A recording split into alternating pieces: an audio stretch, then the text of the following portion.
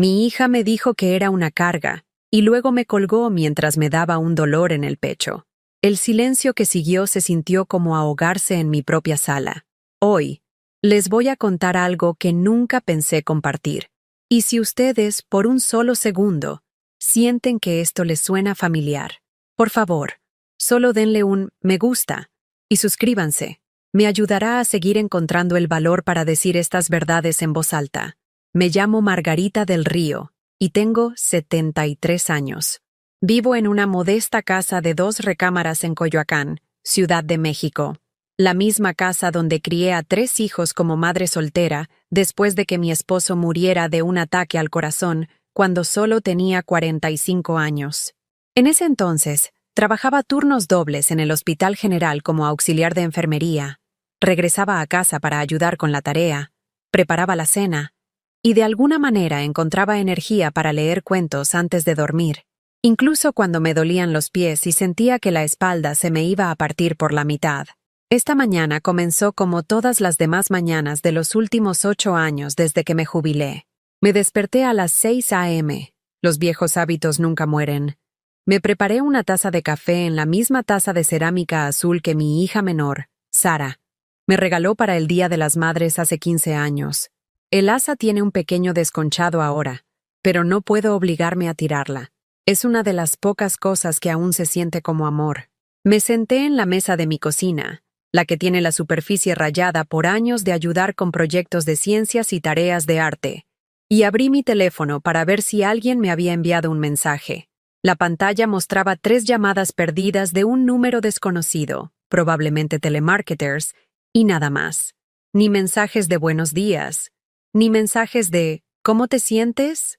Solo el equivalente digital al silencio. Pero hoy era diferente. Hoy se suponía que fuera especial. Hace 6 meses, mi hija mayor, Rebeca, me había prometido algo. Me miró directamente a los ojos durante nuestra última visita y me dijo: «Mamá, vamos a empezar a tener cenas familiares de nuevo. Todos los domingos, como cuando éramos niños. Siempre hacías que los domingos fueran especiales para nosotros. Ahora nos toca a nosotros hacerlos especiales para ti». Me aferré a esas palabras como a una tabla de salvación. Cenas de domingo.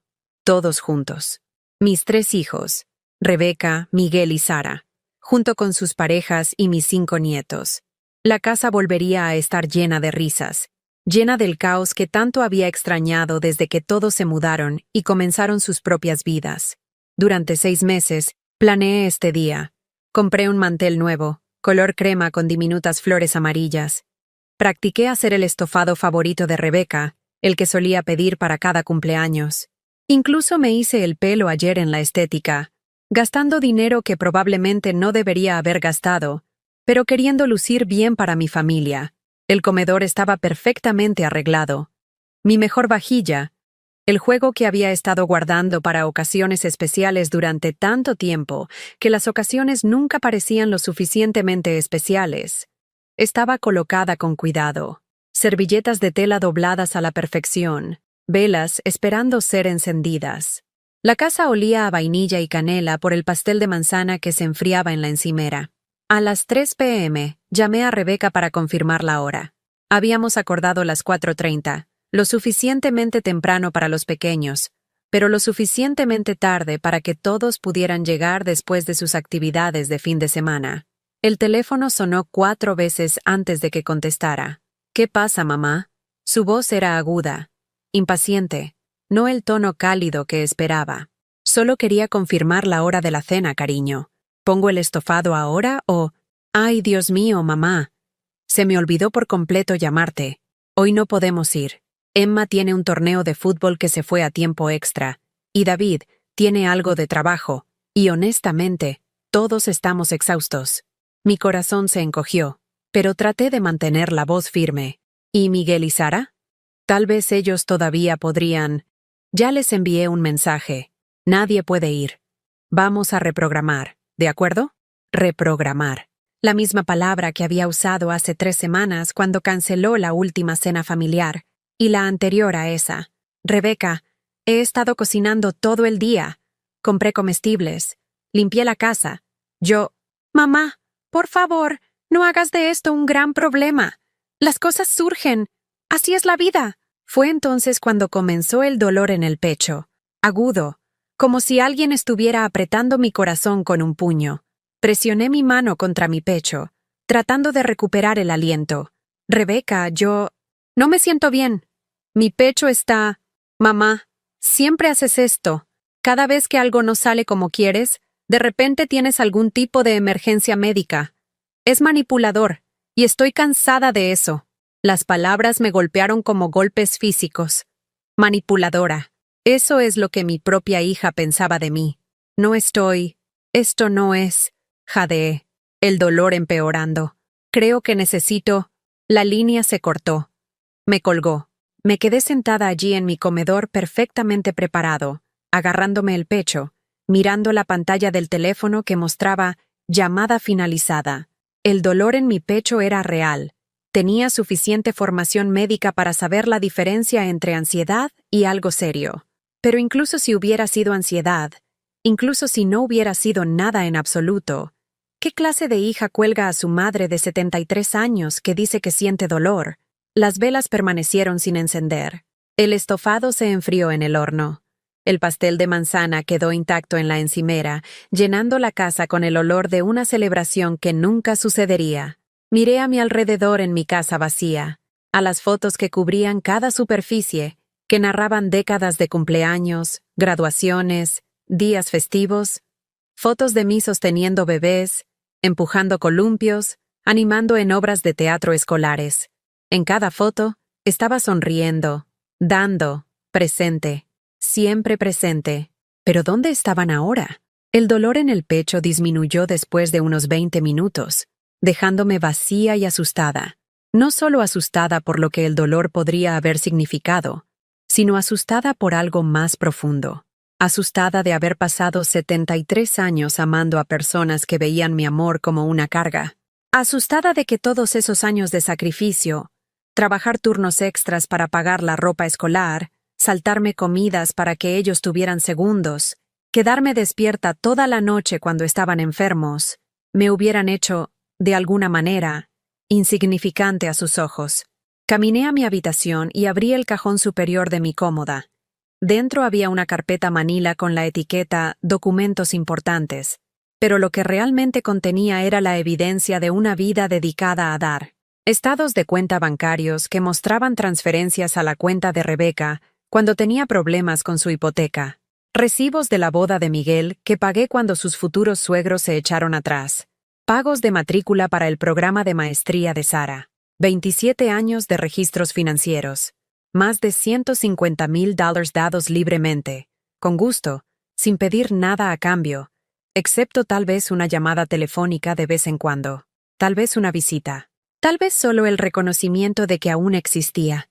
Cerré la carpeta y volví a la cocina, donde mi café sin tocar se había enfriado. Por la ventana, podía ver a los vecinos de enfrente, los Rodríguez, preparando su propia barbacoa familiar. 3 generaciones riendo juntas en su patio trasero, los niños corriendo mientras los adultos charlaban y cocinaban. Eso solía ser nosotros. Esa solía ser mi vida.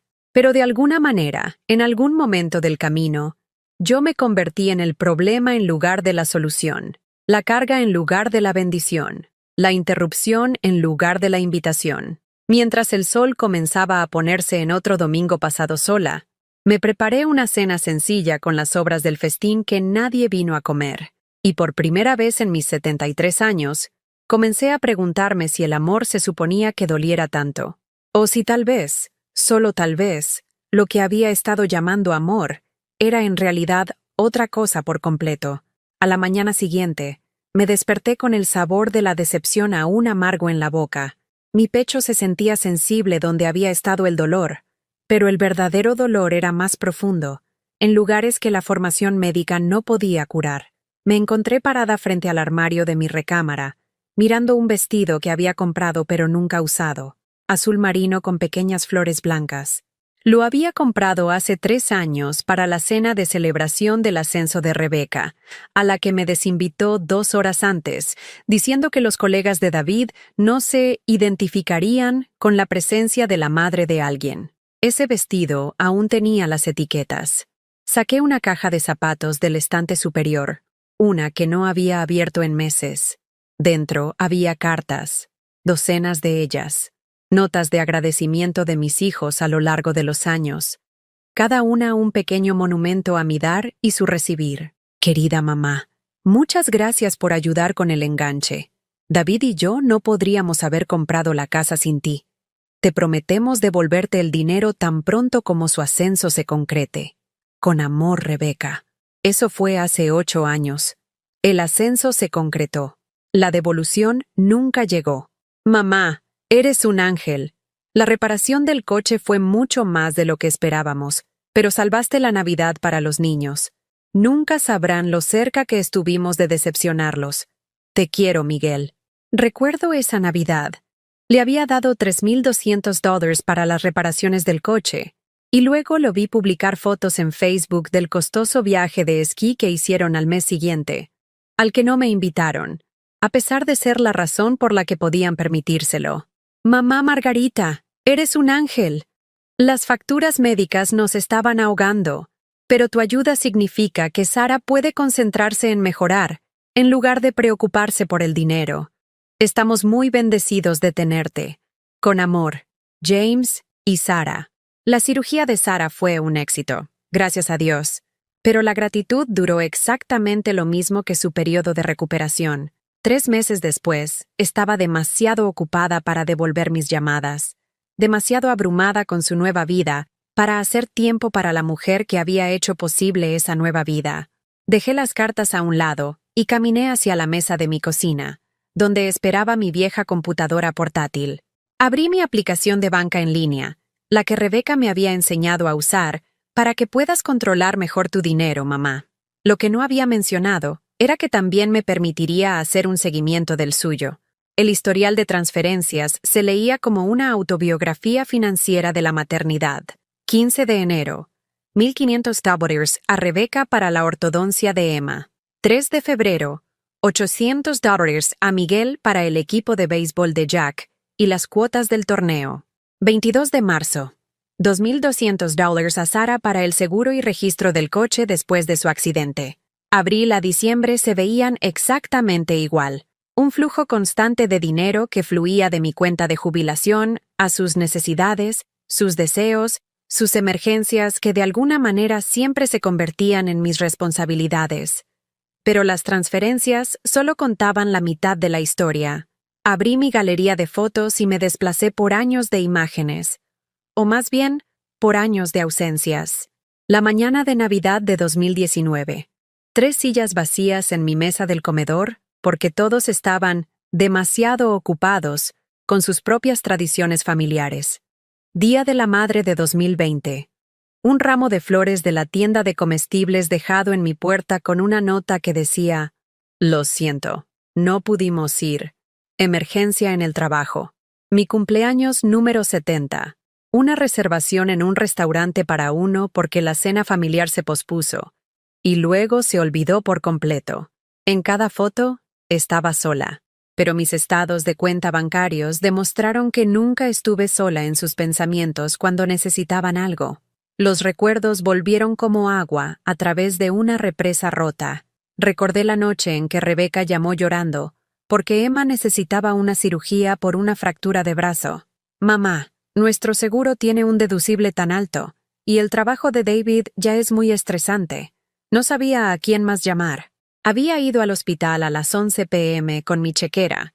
Me quedé en la sala de espera durante 6 horas, y luego los vi irse sin siquiera preguntar si estaba bien para conducir sola a casa. Recordé la planificación de la boda de Miguel, lo emocionada que había estado de ayudar a mi hijo a crear su día perfecto. «Mamá, los padres de Lisa se echaron atrás en el pago de la recepción. Tienen problemas económicos. ¿Podrías...?» Había vaciado mi cuenta de ahorros para darles la boda que soñaban. En las fotos, estaba sentada en una mesa en la parte de atrás, junto a la tía abuela de Lisa con demencia y a un primo lejano que nadie conocía. La mesa familiar estaba llena de los hermanos de Lisa y sus cónyuges.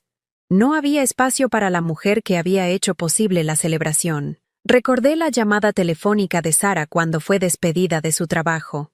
«Mamá, tengo mucho miedo. ¿Y si perdemos la casa? ¿Y si no podemos mantener a los niños? Había configurado transferencias mensuales automáticas para cubrir su hipoteca durante 8 meses, sin perder un pago. Cuando consiguió un nuevo trabajo, uno que pagaba más que su puesto anterior, la llamada de agradecimiento duró 3 minutos. Las transferencias automáticas continuaron durante 2 años más porque no quería parecer mezquina al pedirle que reanudara sus propias responsabilidades. Pero quizás el recuerdo más doloroso fue la Navidad pasada. Había pasado semanas preparando regalos para todos, álbumes de fotos hechos a mano para cada familia, llenos de fotos que había elegido y organizado cuidadosamente, horas de trabajo, recuerdos conservados con cariño, historias escritas con mi propia letra para acompañar cada foto. Cuando llegué a la casa de Miguel para la mañana de Navidad, encontré mis regalos aún en su papel de envolver debajo de una mesa lateral, sin abrir, mientras todos jugaban con costosos aparatos electrónicos y dispositivos, comprados, supe más tarde, con el dinero que les había dado para gastos de emergencia. «Ay, mamá, estábamos guardando tus regalos para después», dijo Lisa con un gesto despectivo. «Queríamos pasar primero por los regalos de los niños. Después, nunca llegó. Cuando me fui esa noche, mis regalos todavía estaban sentados exactamente donde los había colocado esa mañana. Esa noche, encontré uno de mis álbumes en su bote de basura afuera. El daño por agua había arruinado algunas de las fotos, y las historias escritas a mano estaban manchadas más allá de la lectura. 40 años de recuerdos familiares, tirados como correo basura. Había conducido a casa en silencio, prometiéndome a mí misma que nunca lo mencionaría. ¿De qué serviría? ¿O lo negarían? ¿O explicarían por qué de alguna manera era mi culpa por tener expectativas poco realistas? El patrón siempre era el mismo. Necesitaban algo. Yo lo proporcionaba. Prometían gratitud, conexión, inclusión. No recibí ninguna de esas cosas, pero de alguna manera me convencí de que el amor no se trataba de lo que recibías a cambio. Se trataba de lo que estabas dispuesto a dar. Pero sentada en la mesa de mi cocina, mirando años de registros financieros y generosidad no correspondida, comencé a preguntarme si había confundido el amor con la complacencia, si había confundido ser útil con ser valorada. Mi teléfono vibró. Un mensaje de texto de Miguel. «Hola, mamá. Espero que hoy te sientas mejor. Emma tiene una colecta en la escuela y están pidiendo contribuciones a las familias. ¿Podrías ayudarnos?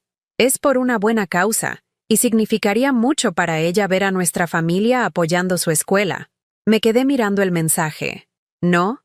¿Cómo te sientes después de ayer? No. Lamento que Rebeca fuera dura contigo. Ni siquiera, escuché que no te sentías bien. ¿Estás bien?» Solo otra solicitud. Otra necesidad. Otra oportunidad para que demostrara mi valía a través de mi cartera. Comencé a escribir una respuesta 3 veces diferentes y borré cada una. ¿Qué había para decir?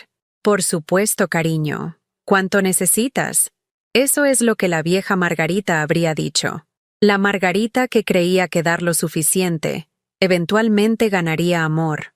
La Margarita que pensaba que si tan solo contribuyera lo suficiente, sacrificara lo suficiente, proporcionara lo suficiente, algún día sería apreciada lo suficiente. Pero ayer me había mostrado algo que había tenido demasiado miedo de ver. El amor que había estado comprando no era amor en absoluto. Era una transacción. Y en cada transacción, yo era la que pagaba, mientras que ellos eran los que recibían. Siempre. Cerré la laptop sin responder al mensaje de texto de Miguel. El silencio se sintió extraño, desconocido. Durante 30 años, había entrenado a mis hijos para esperar respuestas inmediatas a sus solicitudes. Dinero transferido en cuestión de horas. Problemas resueltos antes de que tuvieran tiempo de convertirse en problemas reales. Necesidades satisfechas incluso antes de que tuvieran que expresarlas por completo. ¿Qué pasaría si me detuviera? ¿Qué pasaría si Margarita del Río, confiable, generosa, siempre disponible, se volviera inaccesible por primera vez en décadas? El pensamiento me aterrorizó casi tanto como me intrigó. Caminé hacia la ventana de mi sala y miré a la calle donde había vivido durante más de 40 años. La señora Zamora de la puerta de al lado estaba recogiendo su correo, moviéndose lentamente pero de forma independiente a los 89 años. Vivía sola, manejaba sus propios asuntos y parecía contenta con su tranquila vida. Sus hijos la visitaban regularmente, no porque necesitaran algo, sino porque genuinamente disfrutaban de su compañía. ¿Cuál era la diferencia entre nosotras? ¿Por qué sus hijos la visitaban mientras los míos solo llamaban cuando necesitaban algo? La respuesta era incómoda pero innegable. La señora Zamora había criado a sus hijos para que fueran independientes. Yo había criado a los míos para que fueran dependientes. De mí, de mi dinero, de mi disposición a resolver sus problemas en lugar de dejar que aprendieran a resolver los suyos. Les había enseñado que el amor se veía como yo dando y ellos recibiendo. Y habían aprendido la lección a la perfección. La pregunta era, después de 30 años de enseñarles esta dinámica, ¿era demasiado tarde para cambiarla? Y, lo más importante, ¿tenía la fuerza para averiguarlo? Pasaron 3 días sin que respondiera al mensaje de texto de Miguel sobre la colecta de Emma. 3 días revisando mi teléfono cada hora, esperando seguimientos enojados o llamadas preocupadas preguntando por qué no respondía. Pero nada llegó. El silencio era ensordecedor en lo que revelaba. Solo me notaban cuando no les daba lo que querían. El miércoles por la mañana, decidí hacer algo que no había hecho en años. Fui de compras para mí. No víveres para cenas familiares que no sucederían, no regalos para nietos que no me agradecerían, sino algo puramente para mí, un pequeño acto de rebeldía que se sintió aterrador y liberador a la vez. En Liverpool encontré un hermoso cardigan color lavanda, suave como una nube y exactamente de mi talla. La etiqueta del precio me hizo dudar. $89 por un suéter cuando acababa de transferir $2,200 a Sara el mes pasado sin pestañear. Pero lo compré de todos modos, junto con una bufanda a juego que me hacía sentir elegante de una manera que había olvidado que era posible. La vendedora, probablemente de unos 50 años con ojos amables, sonrió mientras registraba mi compra. «Este color le queda perfecto», dijo. «¿Ocasión especial?» «Sí», me escuché decir. «Estoy aprendiendo a celebrarme a mí misma». Su sonrisa se ensanchó. «Bien por usted, señora. Todos necesitamos hacer más de eso». Conduciendo a casa, sentí algo que no había experimentado en meses. Ligereza. El simple acto de comprar algo hermoso para mí, sin culpa ni justificación, se sintió como respirar después de contener la respiración durante décadas. Esa noche, sonó mi teléfono. «Rebeca. Mamá. Miguel me dijo que no has respondido a su mensaje sobre lo de la escuela de Emma. ¿Estás bien?» «No. Lamento lo del domingo». «No. No debería haberte colgado. Solo preocupación porque la máquina de ATM no estaba funcionando». «Estoy bien, Rebeca. Solo he estado ocupada». ¿Ocupada con qué? El escepticismo en su voz era inconfundible. ¿Con qué podría estar ocupada una jubilada de 73 años que fuera más importante que responder a las solicitudes familiares? Fui de compras. «Me compré ropa nueva». «Eso está bien, mamá». Su tono era condescendiente, la forma en que le hablarías a un niño que había logrado algo trivial. «Pero sobre la colecta de Emma, vi el mensaje de Miguel. Lo estoy pensando». Silencio. Luego, «¿Pensando en eso?» «Mamá, es para la educación de Emma. ¿Desde cuándo necesitas pensar en ayudar a tu nieta?» «Desde que me di cuenta de que ayudar a Emma de alguna manera nunca incluía que yo formara parte de la vida de Emma», quise decir. Desde que descubrí que mis contribuciones no me compraban nada más que el privilegio de ser ignorada, hasta que surgiera la próxima necesidad. Dije que lo estoy pensando, Rebeca. No entiendo qué te pasa últimamente. Primero el drama sobre la cena del domingo. ¿Drama? La palabra se escapó antes de que pudiera detenerla. Tuve dolores en el pecho y me colgaste. ¿Cómo es eso, drama? Siempre haces esto, mamá. Fabricas estas emergencias médicas cada vez que no te sales con la tuya. Es manipulador. Ahí estaba esa palabra otra vez. Manipuladora. Como si una vida de dar hubiera sido un esquema elaborado para controlarlos, en lugar de simple amor. Voy a colgar ahora, Rebeca. Mamá, no seas ridí. Terminé la llamada. Me temblaban las manos, pero no por miedo esta vez. Por ira. Ira pura, limpia, que había estado reprimiendo durante años. A la mañana siguiente llegó una visita inesperada. Sara estaba en mi puerta, sosteniendo un ramo de flores de la tienda de comestibles y usando la sonrisa que usaba cuando necesitaba algo grande. Hola, mamita. Estaba por el barrio y pensé en pasar. Esto es para ti. Extendió las flores. Claveles marchitos que parecían haber sido comprados como una ocurrencia tardía. Gracias. Tomé las flores, pero no la invité a entrar de inmediato. ¿Qué te trae por mi barrio? Su sonrisa parpadeó.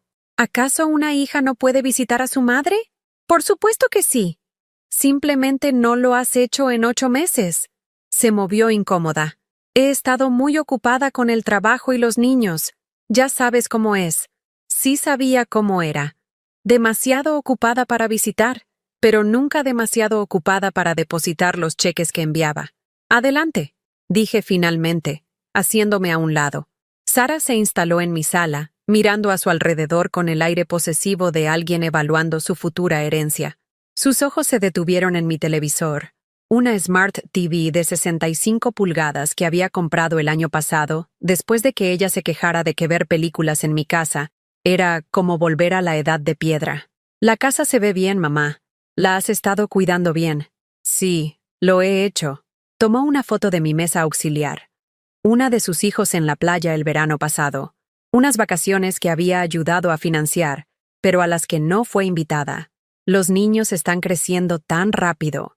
A Tommy le están gustando algunas actividades caras, clases de piano, liga de fútbol. Los niños son muy caros hoy en día. Ahí viene, pensé, la preparación, la mención casual de la presión financiera antes de la solicitud. James consiguió un ascenso en el trabajo, pero ya sabes cómo es. Más responsabilidad, pero el aumento de salario no se mantiene al día con el costo de la vida. Emití un sonido ambiguo, esperando. Hablando de eso, quería agradecerte de nuevo por ayudarnos con los pagos de la hipoteca el año pasado. Realmente nos salvaste. De nada. En realidad, esa es la razón por la que estoy aquí. Nos ha ido mejor financieramente, pero ahora con las actividades de Tommy y Lucy empezando el kinder, las cosas están apretadas de nuevo. Me preguntaba. Se interrumpió, esperando que yo llenara el espacio en blanco. ¿Qué te preguntabas, Sara? Bueno, si podrías ayudarnos de nuevo. Solo temporalmente, hasta que nos pongamos al día. Tal vez hay 1,000 pesos al mes durante unos meses. 1,000 pesos al mes. 12,000 pesos al año. Una cuarta parte de mis ingresos anuales de jubilación, regalados para que ella pudiera permitirse actividades para niños que apenas sabían que yo existía. ¿Has considerado reducir los gastos en lugar de pedirme que aumente los míos? Pregunté en voz baja. La cara de Sara se relajó con sorpresa. ¿Qué quieres decir? Las clases de piano y las ligas de fútbol no son necesidades, Sara. Son lujos. Si no puedes permitírtelos, tal vez Tommy no los necesite en este momento. Pero mamá, queremos darles a nuestros hijos todas las oportunidades. ¿No quieres eso para tus nietos? El chantaje emocional, justo a tiempo. Lo que quiero, dije con cuidado, es ver a mis nietos de vez en cuando. ¿Cuándo fue la última vez que los trajiste aquí? Hemos estado tan ocupados. ¿Cuándo, Sara? ¿Cuándo fue la última vez que Tommy y Lucy estuvieron en esta casa? Desvió la mirada. No recuerdo exactamente. Navidad de 2019. Hace casi 3 años. Tommy tenía 7. Lucy tenía 4. Ahora tienen 10 y 7. Y no reconocerían esta casa si los pasaras en coche por delante. Eso no es justo. Lo que no es justo es pedirme que financie sus vidas mientras me mantienes fuera de ellas. La máscara de Sara se cayó por completo. Mamá, ¿qué te ha pasado? Últimamente estás siendo muy egoísta. Esto no se parece a ti. Egoísta. Primero manipuladora, ahora egoísta. Por querer ver a los nietos cuyas actividades se suponía que debía financiar. Por esperar alguna conexión a cambio de mi constante dar. Tal vez el problema es que esto se parece exactamente a mí, y estoy cansada de ello. Después de que Sara se fue, con las manos vacías y confundida, me senté en mi sala sintiéndome exhausta, pero extrañamente lúcida. La luz de la tarde entraba a raudales por mis ventanas, iluminando motas de polvo que danzaban en el aire como pequeños espíritus.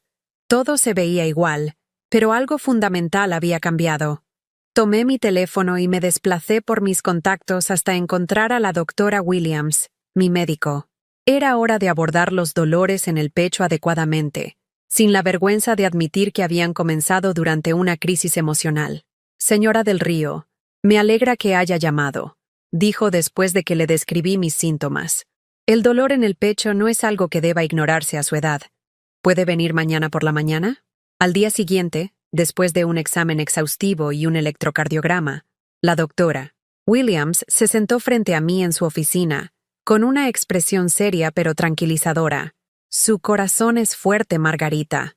Los dolores en el pecho probablemente fueron causados por estrés y ansiedad. ¿Ha estado bajo una presión inusual últimamente? Casi me reí. Presión inusual. Como si el peso de mantener a 3 familias financieramente mientras era emocionalmente descartada fuera inusual. Algo de estrés familiar, dije simplemente. La familia puede ser nuestra mayor fuente de alegría y nuestra mayor fuente de dolor, dijo suavemente. A su edad, es importante minimizar el estrés en la medida de lo posible. Su corazón está sano ahora, pero el estrés crónico puede cambiar eso con el tiempo. Conduciendo a casa, sus palabras resonaron en mi mente. Minimizar el estrés en la medida de lo posible.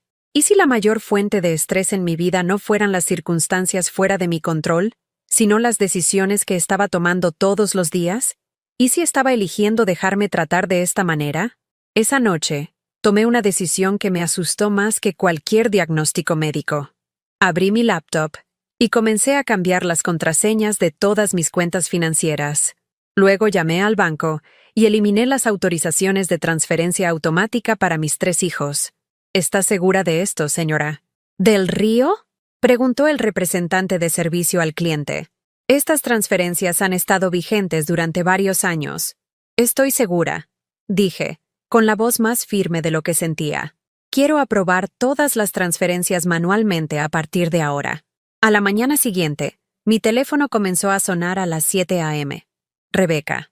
Mamá, ¿ha habido algún tipo de error con el banco? El pago de la ortodoncia de Emma fue rechazado. Y dicen que ya no hay ninguna transferencia automática configurada. No hay ningún error, dije. Cancelé las transferencias automáticas. ¿Qué? ¿Por qué harías eso? Porque quiero revisar mis gastos antes de pagarlos. Pero mamá, dependemos de esas transferencias. Emma necesita que le ajusten los frenillos, y ya hemos hecho la cita. Entonces tendrás que pagarlo tú misma o reprogramar hasta que puedas. El silencio se extendió tanto que pensé que la llamada se había cortado. Mamá, ¿qué te pasa? Estás actuando como loca. Loca, manipuladora, egoísta. Las etiquetas seguían llegando, pero estaban perdiendo su poder para lastimarme. Estaba empezando a verlas por lo que realmente eran. Armas utilizadas por personas que querían mantenerme sumisa y dando. Estoy actuando como alguien que está cansada de que la den por sentada, dije. No te damos por sentada. Rebeca, ¿cuándo fue la última vez que me llamaste solo para ver cómo estaba? No para pedir algo. No porque necesitaras dinero o ayuda, sino solo porque querías hablar con tu madre. Otro largo silencio. Todos estamos muy ocupados, mamá. Ya sabes eso. Demasiado ocupados para llamar. Pero nunca demasiado ocupados para cobrar mis cheques. Las palabras flotaban en el aire entre nosotras como un puente que acababa de quemar. No había forma de retractarse, de pretender que no había dicho finalmente lo que ambas sabíamos que era cierto. No puedo creer que hayas dicho eso, susurró Rebeca. No puedo creer que me haya tomado tanto tiempo decirlo. Después de que colgó, me senté en mi casa tranquila y esperé a que la culpa me abrumara. A que la voz en mi cabeza comenzara a enumerar todas las razones por las que estaba equivocada, todas las formas en que debía disculparme y restaurar el orden antiguo. Pero la culpa no llegó. En cambio, por primera vez en años, sentí algo que casi había olvidado que era posible. Me sentí libre. ¿Me usaron? La pregunta que me había estado atormentando finalmente tuvo una respuesta. Sí, pero yo lo había permitido. Y ahora estaba eligiendo parar. La tormenta llegó más rápido de lo que esperaba. Al mediodía, mi teléfono tenía 17 llamadas perdidas. 17, en 4 horas. La desesperación era casi palpable a través de la pequeña pantalla del dispositivo. Miguel había llamado 6 veces, Sara 5 veces, Rebeca 6 veces. Incluso los cónyuges se estaban involucrando. David 2 veces y una de James. La red familiar se estaba movilizando como si hubiera declarado la guerra en lugar de simplemente reclamar mi chequera. Los dejé ir todos al buzón de voz. El primer mensaje fue de Miguel, con la voz tensa de pánico apenas controlado. Mamá, llámame inmediatamente. ¿Ha habido algún tipo de error con el banco? El pago de mi hipoteca rebotó, y dicen que cancelaste la transferencia automática. Esto tiene que ser un error. Llama. El segundo fue de Sara, con su tono cambiando entre la confusión y la acusación. Mamá, ¿qué está pasando? La maestra de piano de Tommy llamó diciendo que nuestro pago fue rechazado. Estoy en la tienda de comestibles con un carrito lleno de comida, y me rechazaron la tarjeta. Por favor, llámame ahora mismo. Para el cuarto mensaje, Rebeca había abandonado toda pretensión de cortesía.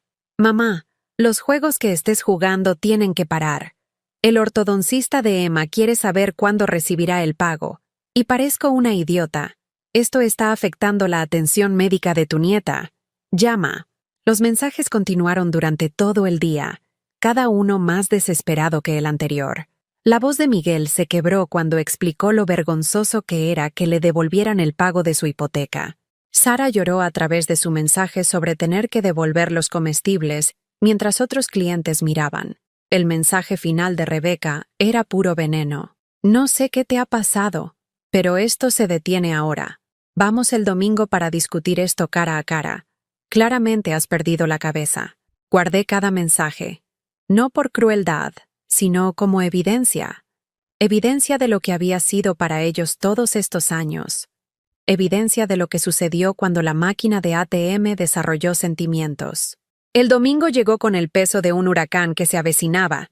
Me desperté temprano, me preparé el desayuno y me puse mi nuevo cardigan color lavanda. Si iba a la guerra, también podría lucir bien haciéndolo. Exactamente a las 2 p.m., 3 coches se detuvieron en mi entrada como una fuerza de invasión.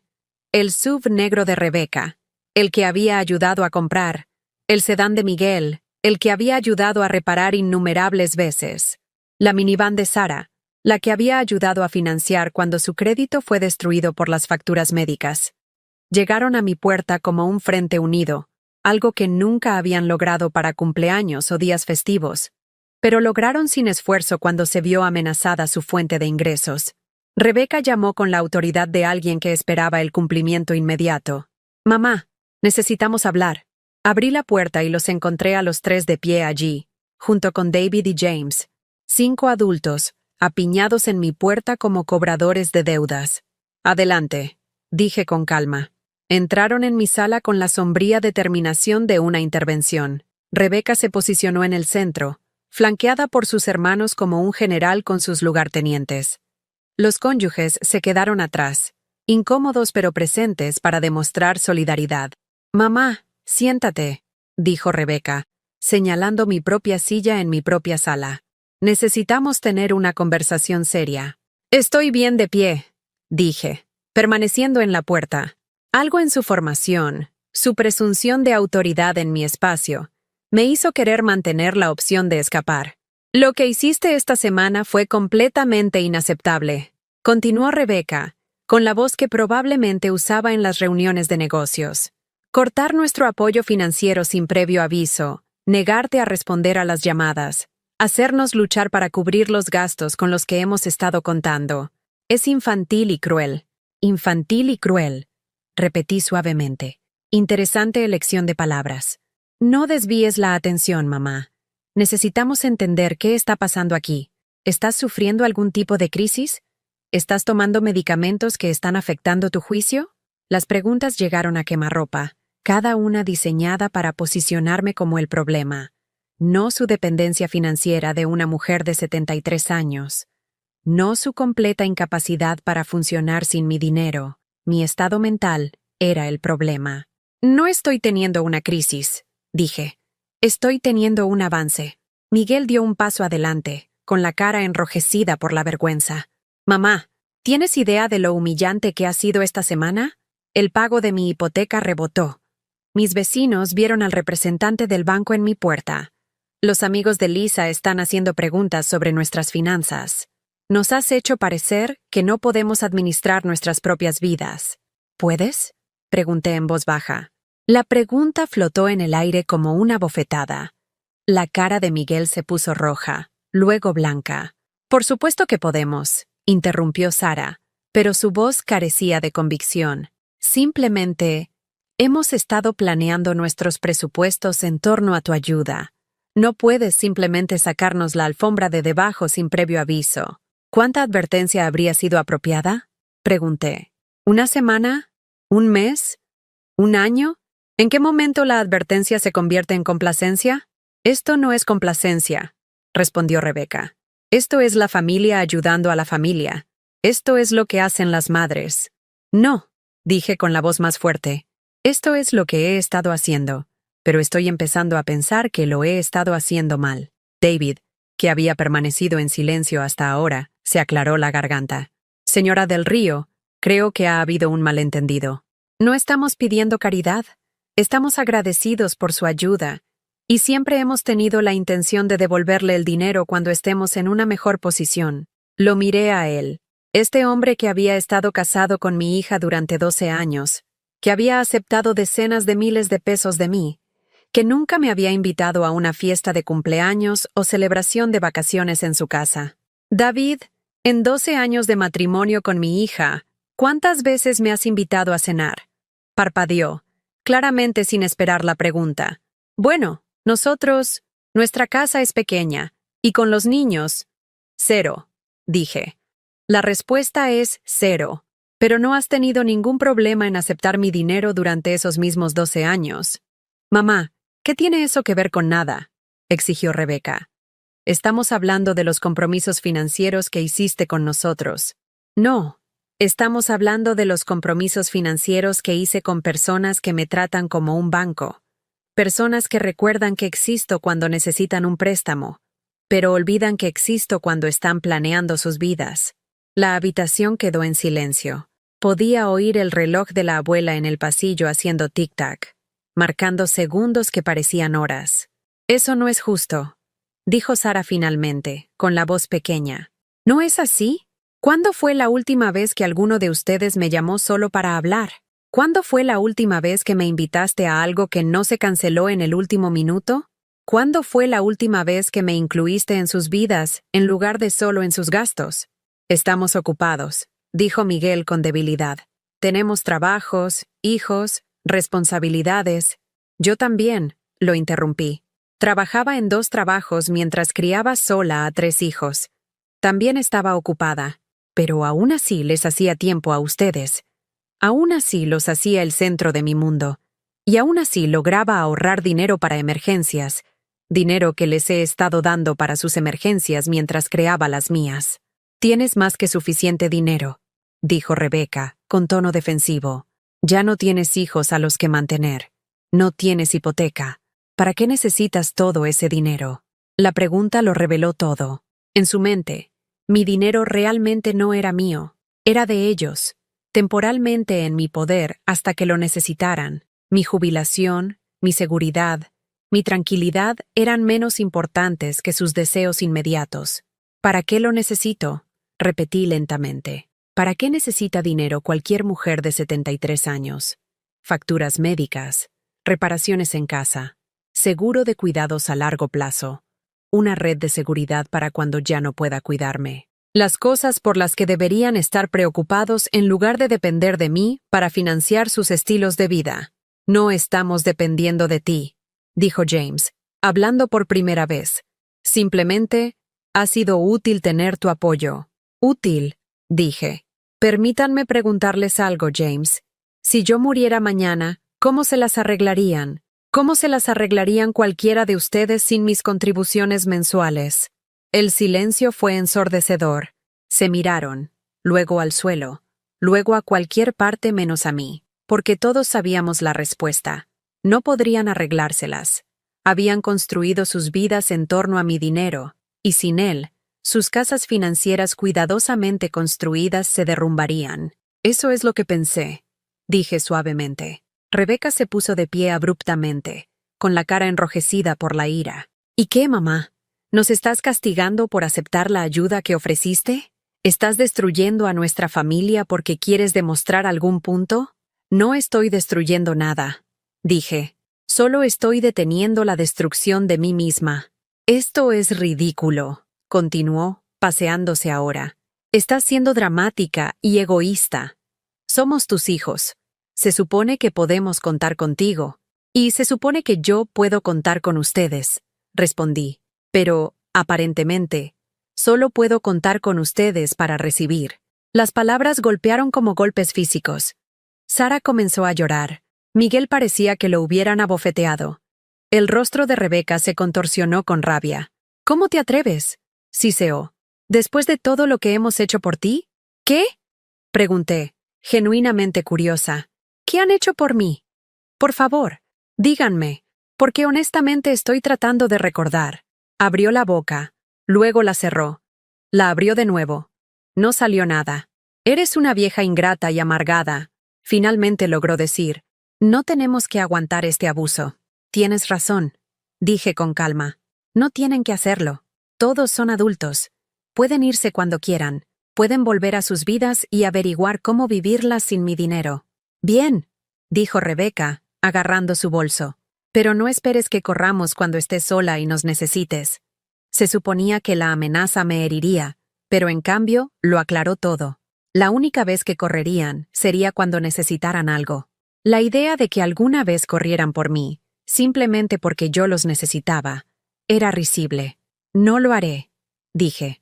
Salieron de mi casa como un ejército en retirada, murmurando entre ellos, lanzando miradas heridas por encima de los hombros. Mientras sus coches salían de mi entrada, sentí algo que no había esperado. Alivio. Alivio puro y abrumador. Estaba sola en mi casa, pero por primera vez en años, no me sentí sola. Me sentí libre, pero también sabía que esto era solo el comienzo. La verdadera prueba vendría en los días y semanas siguientes, cuando todo el peso de su desaprobación se asentara sobre mí como un sudario, cuando el silencio se extendiera de días a semanas a meses, cuando tuviera que decidir si tener la razón valía la pena estar sola. Mientras veía las luces traseras desaparecer por mi calle, me di cuenta de algo que tanto me aterrorizaba como me liberaba. Estaba a punto de descubrir quién era realmente Margarita del Río cuando no estaba tratando de comprar amor. La respuesta podría romperme el corazón, pero no podría romperlo peor de lo que ya estaba roto. El primer lunes por la mañana, después de la confrontación, me desperté con algo que no había experimentado en décadas. Un día sin obligaciones financieras para nadie más que para mí misma. Me quedé en la cama una hora más. No porque estuviera deprimida o evitara el día, sino porque podía. No había llamadas urgentes sobre pagos rechazados que devolver. No había emergencias que requirieran una intervención financiera inmediata. No había mensajes llenos de culpa sobre nietos decepcionados cuyas actividades no estaba financiando. Solo silencio. Silencio hermoso y pacífico. Me preparé café en mi taza favorita, la azul y desportillada, y me senté en la mesa de mi cocina con mi computadora portátil. Por primera vez en años, abrí mi aplicación bancaria con curiosidad en lugar de pavor. En lugar de ver el saldo de mi cuenta drenado constantemente por transferencias automáticas, vi algo que me hizo jadear en voz alta. Estabilidad. Mi cuenta corriente tenía más dinero del que había visto en meses. Mi cuenta de ahorros no se estaba agotando para cubrir las emergencias de otras personas. Los números en la pantalla representaban algo que casi había olvidado que era posible.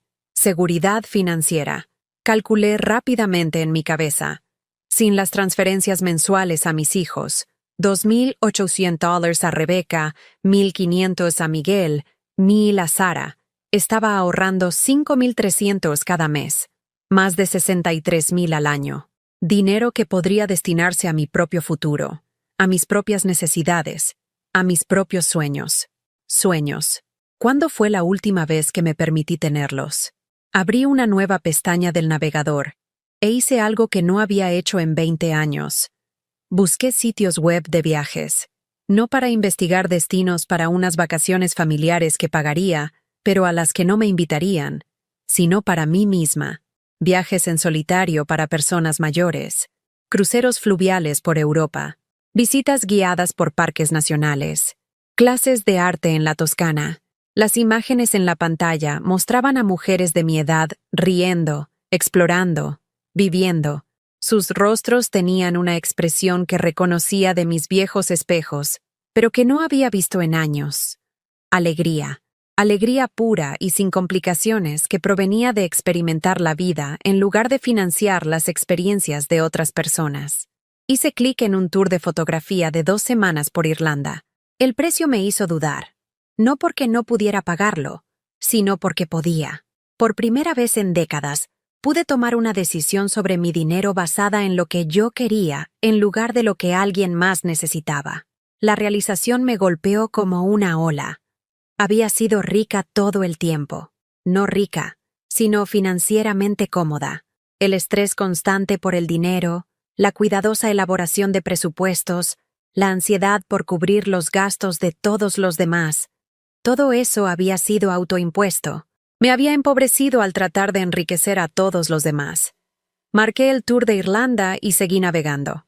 Clases de acuarela en el centro comunitario local. Una suscripción a National Geographic. Una membresía en un gimnasio diseñado específicamente para personas mayores. Pequeñas cosas, pero representaban algo revolucionario. El permiso de gastar dinero en mí misma. Esa tarde, hice algo que no había hecho desde que murió mi esposo hace 30 años. Fui al cine sola. No porque tuviera que hacerlo, sino porque quería. La entrada costó 140 pesos. Menos que una de las visitas a la cafetería que había financiado para la familia de Sara. Pero se sintió como una gran indulgencia. La película era una comedia romántica protagonizada por Helen Mirren, sobre una mujer que descubre al final de su vida que no necesita el permiso de nadie para ser feliz.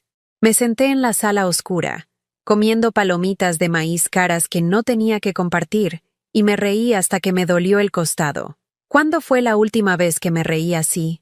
¿Cuándo fue la última vez que hice algo puramente para mi propio entretenimiento? Al salir del cine, me sentí más ligera que en años, no porque la película fuera particularmente profunda, sino porque había elegido verla. Nadie me había pedido que cuidara niños en su lugar.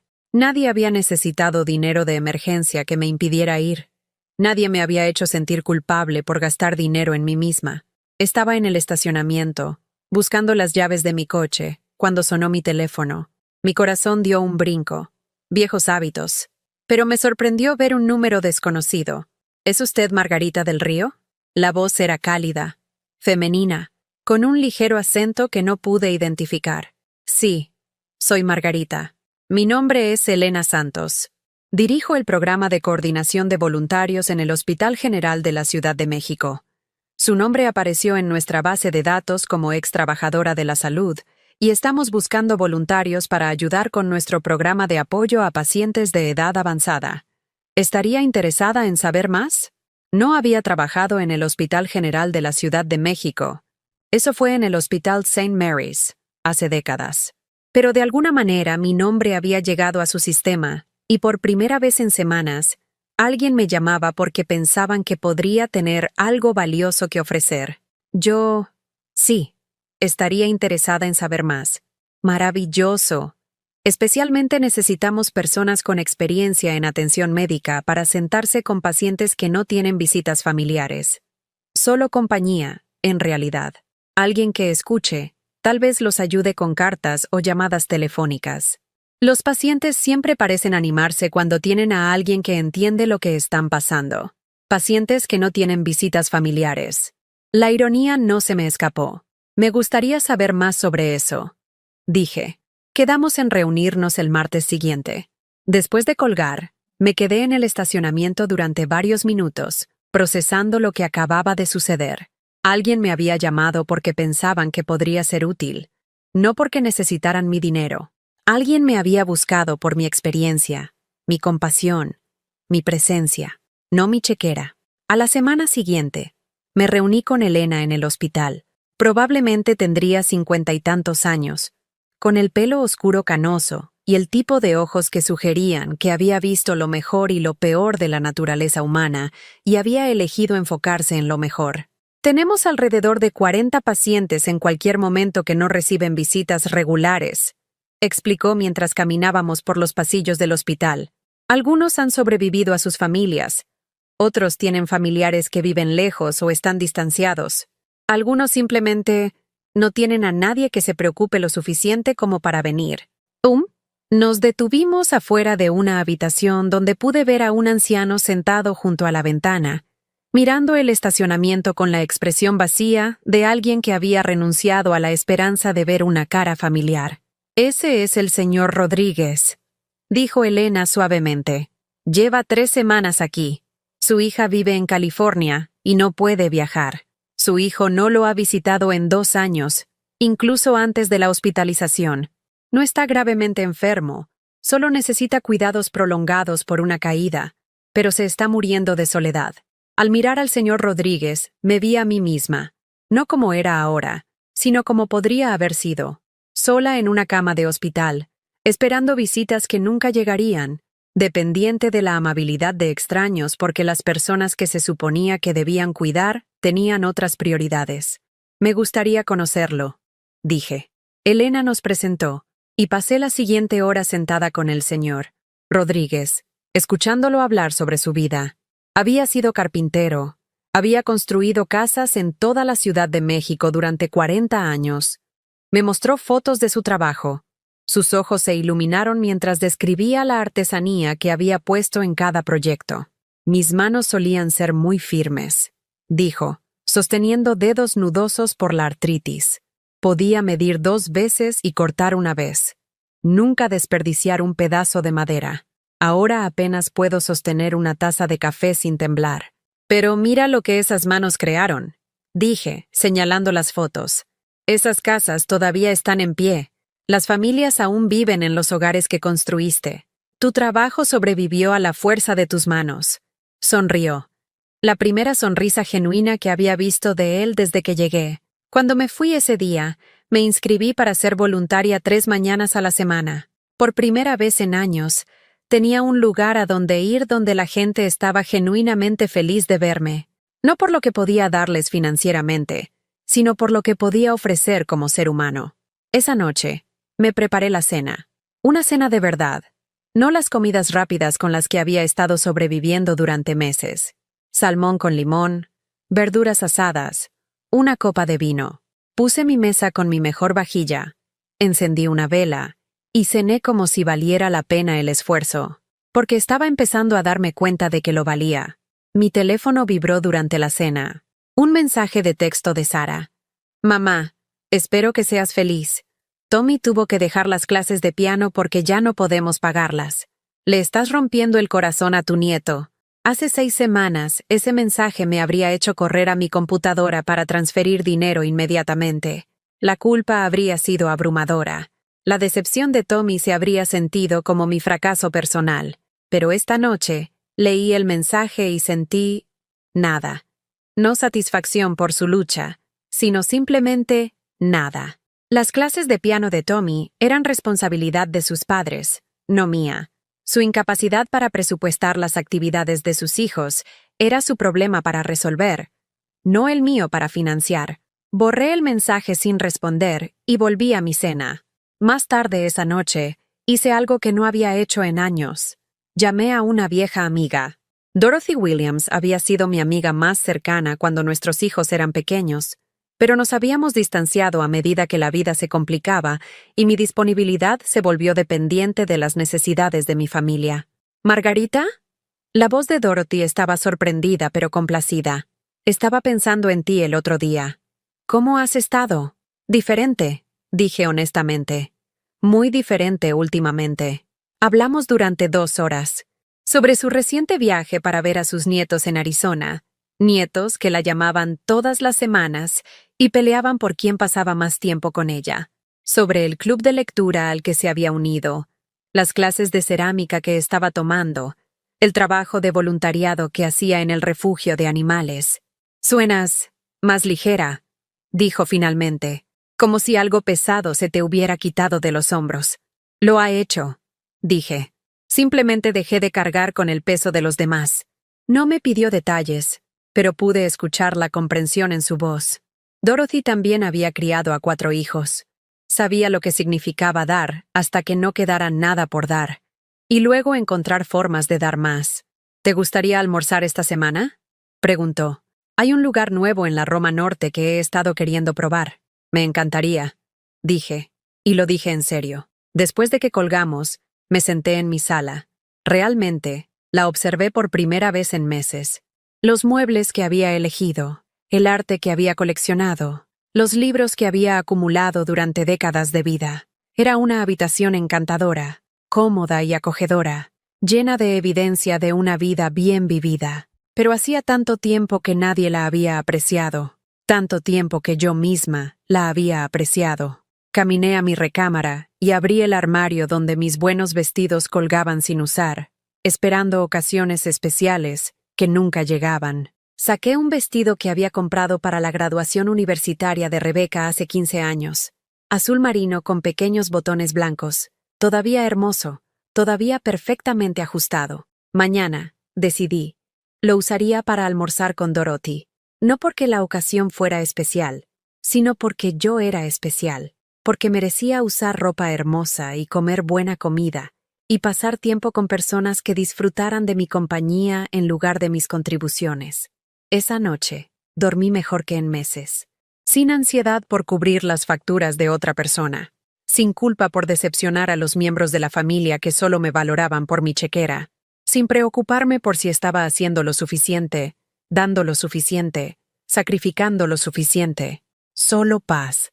Paz profunda y reparadora que provenía de finalmente dejar una carga que había estado llevando durante demasiado tiempo. Por primera vez en décadas, estaba viviendo para Margarita del Río. Y Margarita del Río, resultó, era muy buena compañía. 3 meses después de mi nueva vida, recibí una carta que lo cambió todo. No un correo electrónico, ni un mensaje de texto, una carta formal, entregada por correo certificado, que requería mi firma. La dirección del remitente hizo que mi estómago se contrajera. Brennan and Asociados. Abogados. Dentro había un documento legal que me dejó sin aliento. Mis propios hijos, Rebeca, Miguel y Sara, me amenazaban con demandarme por abuso financiero a ancianos y incumplimiento de contrato implícito, con respecto al apoyo financiero que había proporcionado a lo largo de los años. La carta afirmaba que sufría de capacidad mental disminuida, que mis decisiones recientes eran evidencia de deterioro cognitivo y que necesitaba un tutor designado por la corte para administrar mis asuntos. Estaban pidiendo a un juez que me obligara a reanudar el apoyo financiero que les había prometido y que me sometiera a una evaluación psiquiátrica para determinar mi competencia. Leí el documento 3 veces antes de que las palabras se hundieran por completo. Mis hijos, las personas que había criado, amado y apoyado incondicionalmente, estaban tratando de obligarme legalmente a seguir dándoles dinero. Estaban afirmando que era mentalmente incompetente porque había elegido dejar de financiar sus estilos de vida. La parte más cruel fue una sección que detallaba mi comportamiento errático. Comprar artículos innecesarios para mí, mi ropa nueva, participar en actividades arriesgadas, ir al cine sola, y demostrar tendencias antisociales. Ser voluntaria en el hospital en lugar de pasar tiempo con la familia. Todo lo que me había traído alegría y propósito en los últimos meses se estaba distorsionando en evidencia de mi supuesto deterioro mental. Llamé a Dorothy inmediatamente, con las manos temblorosas mientras marcaba. «¿Están tratando de hacerme declarar incompetente?», dije cuando contestó. «Mis propios hijos me están llevando a los tribunales». «¿Qué? Margarita, eso es impensable. ¿Estás segura?». Le leí la carta, con la voz quebrada mientras recitaba las acusaciones. Cuando terminé, hubo un largo silencio al otro lado. «Dorothy, ¿estás ahí?». «Estoy aquí», dijo, con la voz tensa de ira. «Y estoy pensando en cuánto me gustaría darles a esos hijos tuyos un pedazo de mi mente. Esto es indignante, Margarita. Absolutamente indignante. ¿Y si tienen razón?», susurré. «¿Y si estoy perdiendo la cabeza? ¿Y si elegirme a mí misma sobre ellos es solo ¿Egoísmo disfrazado de autocuidado? Margarita del Río, escúchame con mucha atención, dijo Dorothy, con la voz firme. Te conozco desde hace 35 años. Te he visto sacrificarlo todo por esos hijos. Te he visto dar hasta que dolió, y luego dar más. La mujer que finalmente dijo basta, no está loca, está cuerda por primera vez en décadas. Esa tarde, llamé al número que estaba al final de la carta legal. Una recepcionista me conectó con el propio señor Brennan, quien explicó la situación en términos clínicos que hicieron que mi angustia sonara como una transacción comercial. Señora del Río, sus hijos están preocupados por sus recientes cambios de comportamiento. Sienten que eliminar su apoyo financiero fue una decisión impulsiva que no refleja su juicio normal. Le piden a la corte que intervenga para su propia protección. Mi propia protección, repetí lentamente. ¿De qué? De tomar decisiones financieras que podrían dejarla vulnerable en su vejez. Sus hijos creen que se arrepentirá de haber cortado su apoyo cuando necesite su cuidado en el futuro. La audacia era asombrosa. Estaban afirmando que me protegían de las consecuencias de no darles dinero, sugiriendo que mantener mis propios fondos de jubilación de alguna manera me dañaría más adelante. Señor Brennan, ¿tiene hijos? Sí, señora del Río. ¿Alguna vez la han demandado por no darles dinero? Hubo una pausa. Eso es diferente, señora del Río. ¿Lo es? Ayúdeme a entender en qué es diferente. Otra pausa. Más larga esta vez. Quizás deberíamos programar una reunión para discutir esto adecuadamente. No, dije, sorprendida por la firmeza de mi propia voz.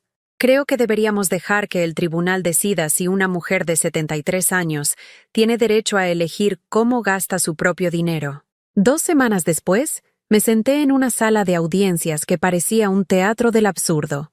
Mis 3 hijos se sentaron en la mesa del demandante con su abogado, mirando ocasionalmente con expresiones que iban desde la herida hasta la justa. Me senté sola en la mesa del demandado con mi propio abogado, una mujer con ojos penetrantes llamada Patricia Reeves, que se especializaba en leyes para personas mayores. Señora del Río, me había dicho durante nuestra consulta, he visto esto antes. Los hijos adultos que se han vuelto dependientes del dinero de sus padres a veces recurren a medidas desesperadas cuando ese dinero deja de fluir. La buena noticia es que la ley está de su lado. La mala noticia es que esto va a doler. Tenía razón. Dolió más de lo que pude haber imaginado. Rebeca subió al estrado primero, vestida con su traje más profesional, hablando con el tono mesurado que usaba para las presentaciones de negocios. Su señoría, mi madre siempre ha sido generosa con nuestra familia, y hemos estado agradecidos por su apoyo, pero en los últimos meses se ha vuelto errática, hostil y, francamente, irreconocible.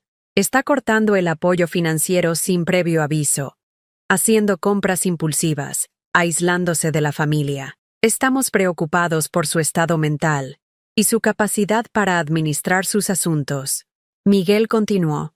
Su testimonio se centró en mi cambio de personalidad repentino incapacidad para mantener las relaciones familiares.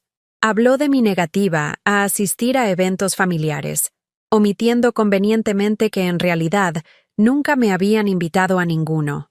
Sara lloró durante todo su testimonio, hablando de lo preocupada que estaba por mí, de cómo yo solía ser una persona tan amorosa y generosa, de cómo mi comportamiento reciente estaba destrozando a la familia.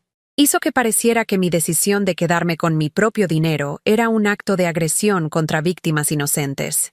Luego fue mi turno. Patricia me había preparado exhaustivamente, pero nada podría haberme preparado para el momento en que me puse de pie en esa sala y me enfrenté a mis hijos, a las personas que había amado más que a mi propia vida, que estaban tratando de obligarme legalmente a seguir financiando su existencia. Señora del Río, comenzó Patricia, ¿puede contarle al tribunal sobre su situación financiera antes de tomar la decisión de suspender las transferencias automáticas a sus hijos? Respiré hondo y comencé. Hablé de trabajar en 2 empleos para criar sola a 3 hijos, de ahorrar cada centavo que podía para su educación, sus bodas, sus emergencias. de seguir apoyándolos mucho después de que se hubieran convertido en adultos con sus propias familias y carreras. En los últimos 10 años, estimo que les he dado a mis hijos más de $200,000, dije, con la voz firme a pesar del temblor en mis manos.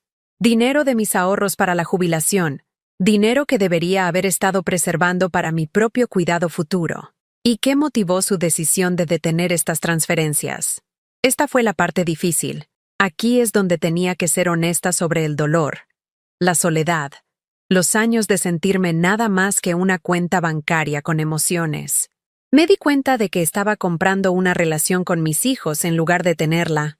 Llamaban cuando necesitaban dinero, me ignoraban cuando no. No me invitaban a nada, no me incluían en nada, no me valoraban por nada, excepto por mi disposición a resolver sus problemas financieros. Miré directamente a mis hijos mientras hablaba, observando cómo sus rostros cambiaban de indignación justa a reconocimiento incómodo. Estaba teniendo dolores en el pecho por el estrés. Estaba sola. Estaba pasando mis años de jubilación financiando sus vidas mientras no vivía ninguna vida propia.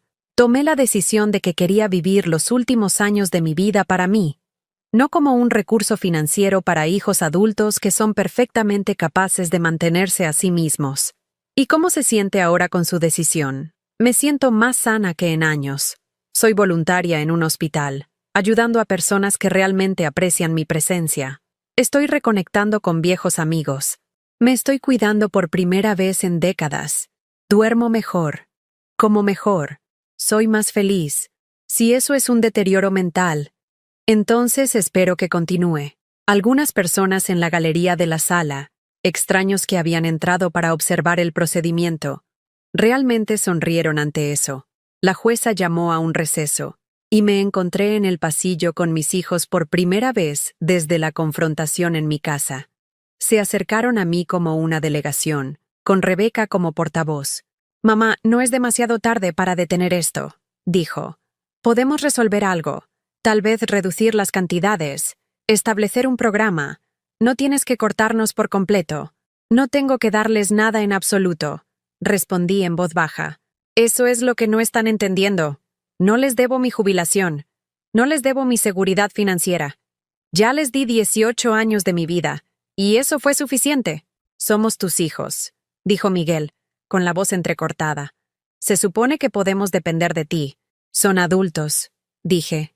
«Se supone que pueden depender de ustedes mismos». «¿Qué pasa con tus nietos?», preguntó Sara, jugando su última carta. «¿No te importan Tommy y Lucy y Emma?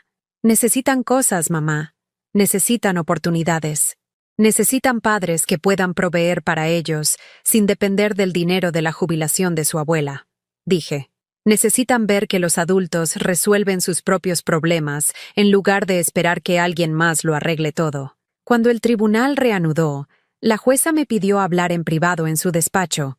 La jueza Martínez probablemente tenía 60 y tantos años, con cabello plateado y el tipo de ojos que sugerían que había escuchado todas las historias que los seres humanos pueden contar. «Señora del Río, he estado en el banquillo durante 22 años y nunca he visto un caso como este. Hijos adultos demandando a sus padres por el derecho a recibir dinero. Es inusual, es vergonzoso», dije. «Pero también es esclarecedor». «¿Cómo? Pasé 30 años enseñándole a mis hijos que el amor se veía como yo dando y ellos recibiendo. Aprendieron esa lección a la perfección. Ahora están confundidos por qué quiero cambiar las reglas del juego». La jueza Martínez asintió lentamente. «Señora del Río, le voy a preguntar directamente. ¿Cree que es mentalmente competente para administrar sus propias finanzas? Creo que soy más mentalmente competente ahora de lo que he sido en años, su señoría. Era incompetente cuando estaba regalando mi seguridad para la jubilación para financiar los deseos de otras personas. Soy competente ahora que la estoy guardando para mis propias necesidades». Ella sonrió, realmente sonrió, y asintió. «Creo que hemos terminado aquí».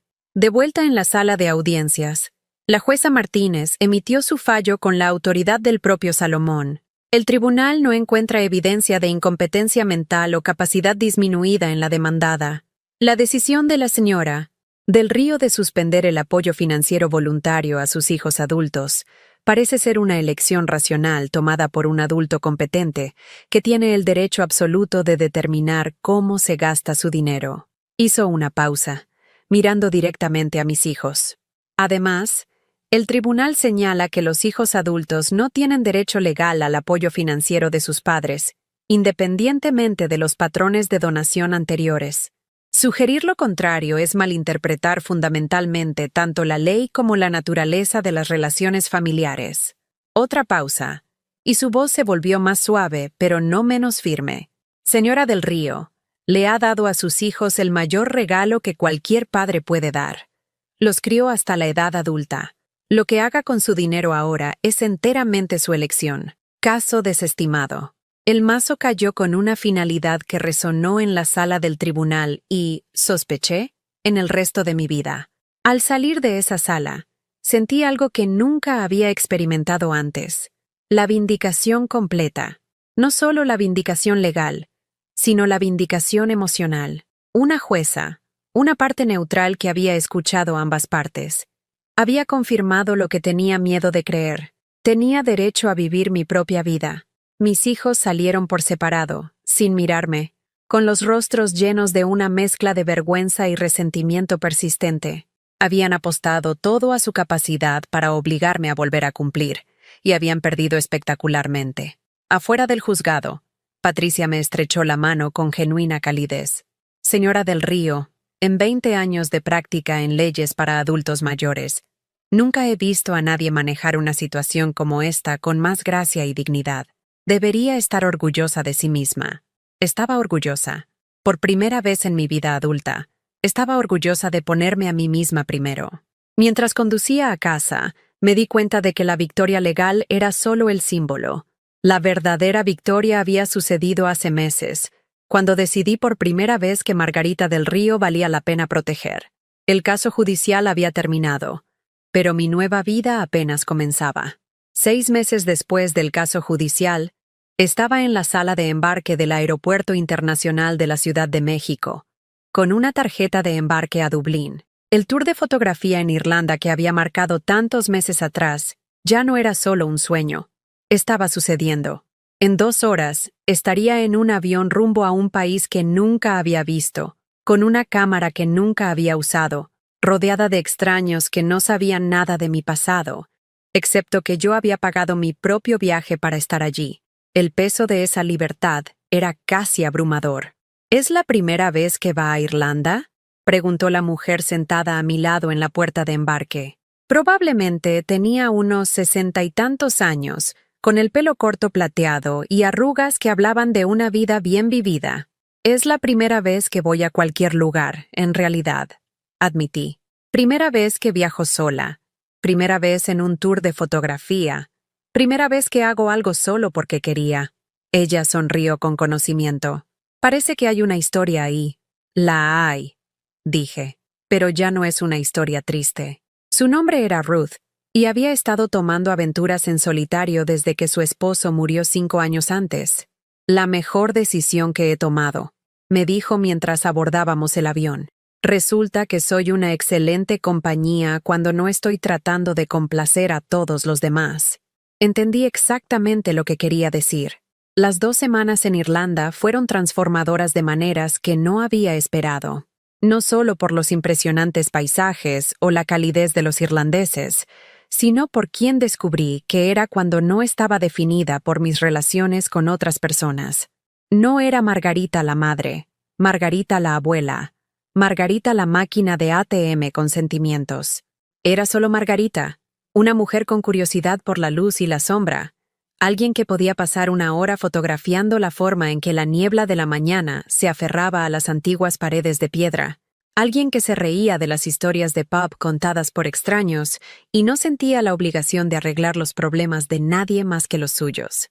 En los acantilados de Moher, con el viento del Atlántico azotando mi cabello y mi nueva cámara capturando la cruda belleza de la costa irlandesa, me di cuenta de algo profundo. Había estado viviendo toda mi vida adulta en blanco y negro, enfocada solo en el deber y la obligación. Pero el mundo estaba lleno de color, y finalmente estaba aprendiendo a verlo. Ruth y yo nos convertimos en compañeras de viaje, y ella me enseñó cosas sobre fotografía que no tenían nada que ver con la configuración de la cámara. Las mejores fotos, dijo, capturan no solo lo que ves, sino cómo te sientes sobre lo que ves. La cámara es solo la herramienta. El verdadero artista es la persona que está detrás de ella. Fotografié todo. Rostros curtidos de pescadores en pueblos costeros, niños jugando en parques de Dublín, la intrincada mampostería de iglesias medievales.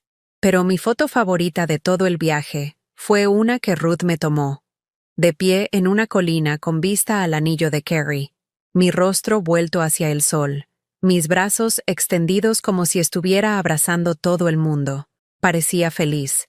No la felicidad forzada que había usado para las fotos familiares, sino una alegría genuina que irradiaba desde algún lugar profundo. Parecía una mujer que pertenecía a su propia vida.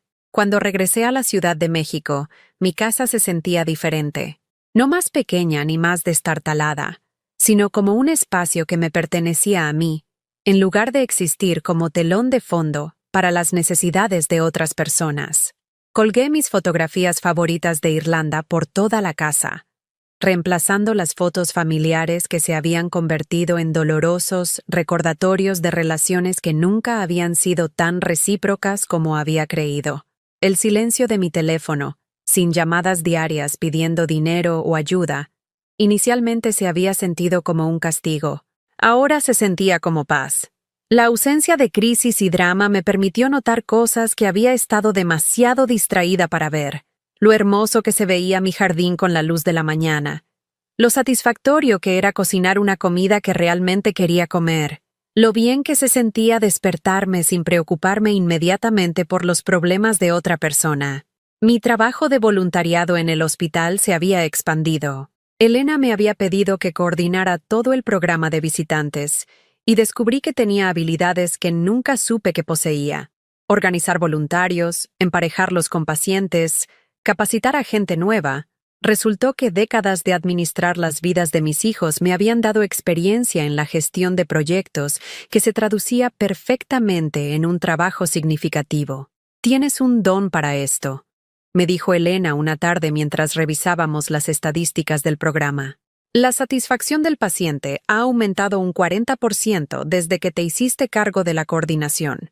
A los voluntarios les encanta trabajar contigo. Y el personal médico dice que tener un apoyo de visitantes constante realmente ha mejorado los resultados de los pacientes. Reconocimiento por un trabajo que amaba, de personas que valoraban mis contribuciones. El contraste con mi vida anterior era marcado. Un martes por la mañana, mientras me preparaba para otro turno en el hospital, sonó el timbre de mi puerta. A través del mirador, vi a una joven que no reconocí, probablemente de unos 20 años, con cabello oscuro y energía nerviosa. «¿Señora del Río? Soy Jessica, la hija mayor de Sara. Su nieta, Jessica, la hija de Sara de su primer matrimonio, la que había vivido con su padre durante el acuerdo de custodia. La había conocido quizás 5 veces en la última década, siempre brevemente, siempre en entornos grupales donde la conversación individual era imposible. «Jessica», dije, abriendo la puerta más de par en par. «¡Qué sorpresa! Por favor, pase». Me siguió a mi sala, con los ojos mirando los cambios que había hecho. Las fotografías de Irlanda, la nueva disposición de los muebles, la sensación de un espacio diseñado para la persona que vivía en él, en lugar de para albergar a personas que nunca visitaban. «Lamento presentarme así de repente», comenzó, posándose nerviosamente en el borde de mi sofá. «Intenté llamar, pero no tenía su número actual. Mamá dijo muchas cosas sobre lo que ha estado pasando con la familia. Esperé, curiosa por qué versión de los eventos había compartido Sara con su hija. Me contó sobre el caso judicial, sobre cómo dejó de ayudar con el dinero, sobre cómo todos están enojados con usted». Jessica miró sus manos. Pero también me contó algo más, probablemente sin querer. «¿Qué fue eso?» Me contó cuánto dinero les había estado dando. A todos. Durante años. Jessica me miró con ojos que me recordaban a los míos a esa edad. Agudos, observadores, sin impresionarse por las tonterías de los adultos. «Señora del Río», Tengo 23 años. Trabajo en 2 empleos para pagar el colegio comunitario. Vivo en un estudio con 3 compañeras de cuarto. Y mi madre, que ha estado recibiendo 1,000 pesos al mes de usted, me dijo la semana pasada que no podía ayudarme con los costos de mis libros de texto, porque el dinero estaba muy apretado. Las piezas encajaron. Sara había estado recibiendo suficiente dinero de mí para mejorar significativamente el estilo de vida de su familia, pero ninguna de esa ayuda había llegado a la hijastra que realmente la necesitaba. Hice algunos cálculos, continuó Jessica. Si hubiera ahorrado incluso la mitad de lo que le estabas dando en lugar de gastarlo en las actividades de Tommy y el kinder privado de Lucy, podría haberme ayudado a terminar la escuela sin deudas. Pero en cambio, gastó tu dinero en sus hijos biológicos y me dejó luchar. El dolor en la voz de Jessica era familiar. El dolor de ser considerada menos importante, menos digna de inversión y cuidado. Quería conocerte, dijo, no para pedirte nada, sino para disculparme, para decirte que lo que mi familia te hizo estuvo mal, y para darte las gracias. ¿Gracias por qué? Por mostrarme que está bien dejar de darle a la gente lo que quieren cuando no te están dando lo que necesitas. Sonrió y transformó su rostro. He estado apoyando emocionalmente a mi mamá durante años, escuchando sus quejas sobre su matrimonio, sus finanzas, sus problemas con mis medios hermanos. Nunca me di cuenta de que se me permitía decir que no, hasta que escuché lo que hiciste. Hablamos durante 2 horas. Jessica me contó sobre su trabajo en una clínica veterinaria, sus estudios en ciencias animales, su sueño de convertirse en veterinaria. Era brillante, ambiciosa y refrescantemente honesta sobre la disfunción de su familia. Todos están hablando de ti como si hubieras perdido la cabeza, dijo. Pero desde donde estoy sentada, parece que la encontraste. Antes de irse, preguntó si podía volver a visitarme. No por dinero ni ayuda, aclaró rápidamente. Solo para hablar. Eres la única adulta en mi familia que parece haber descubierto cómo establecer límites, y me gustaría aprender de ti. Me gustaría mucho, dije. Y lo dije en serio. Esa noche, tomé una decisión que me sorprendió incluso a mí. Llamé al colegio comunitario donde Jessica estaba estudiando y hablé con la oficina de ayuda financiera. No para pagar su matrícula. Eso solo repetiría los viejos patrones, sino para preguntar sobre oportunidades de becas y programas de trabajo y estudio que pudieran ayudarla. Terminé financiando una pequeña beca, no directamente para Jessica, sino para el programa de ciencias veterinarias de la escuela. Cualquier estudiante podía postularse en función de sus méritos y necesidades. Si Jessica se lo ganaba, se basaría en sus propias calificaciones, no en conexiones familiares o manipulación emocional. Una semana después, Dorothy y yo estábamos almorzando en nuestro nuevo restaurante favorito, un pequeño lugar vietnamita en la Roma Norte, donde la dueña había comenzado a reconocernos como clientes habituales. Cuando me hizo la pregunta que había estado esperando durante meses, ¿te arrepientes alguna vez de la decisión de cortarles? Consideré la pregunta seriamente, girando los fideos alrededor de mis palillos mientras pensaba. Me arrepiento de haber tardado tanto, dije finalmente. Me arrepiento de los años que pasé creyendo que el amor significaba vaciarme por otras personas.